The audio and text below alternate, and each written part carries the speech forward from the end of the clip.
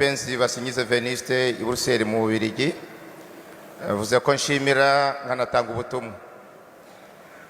Mufite byinshi nyakubahwa Perezida wa Repubulika byo gushimirwa ntarondora, ariko nkanje by'umwihariko kuba ndi muri iki cyumba nk'umunyarwanda mu bandi kuri njyewe nikuzo, kubera ko urukundo n'urugwiro banyeretse bituruka ku rugero rwiza mubaha, kubera yuko njyewe ndi ntama yari yarazimiye.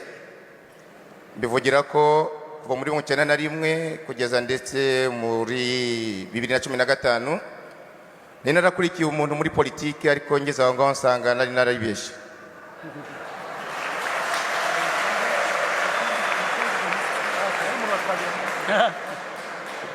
Ngaba mbwira izindi ntama nazo zazimiye nkanje ko zaza mu kiraro kuko hashyushye.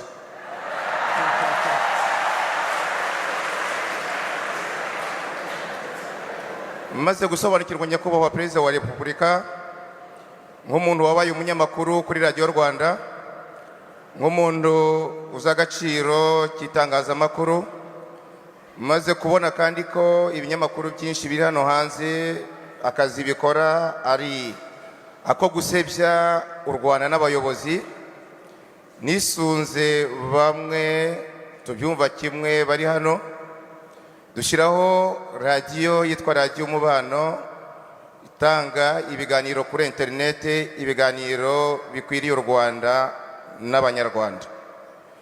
Ngaba ntanga ubutumwa bwo gukangurira abanyarwanda bose bari hano ndetse na diaspora nyarwanda ya hano mu Bubiligi kugana no kumenyekanisha Radio Umubano, kuyitabira mu biganiro byubaka igihugu, tukaba ndetse tuzanakorana n'andi maradiyo yo mu gihugu dusangiye uwo murongo wo gukunda igihugu.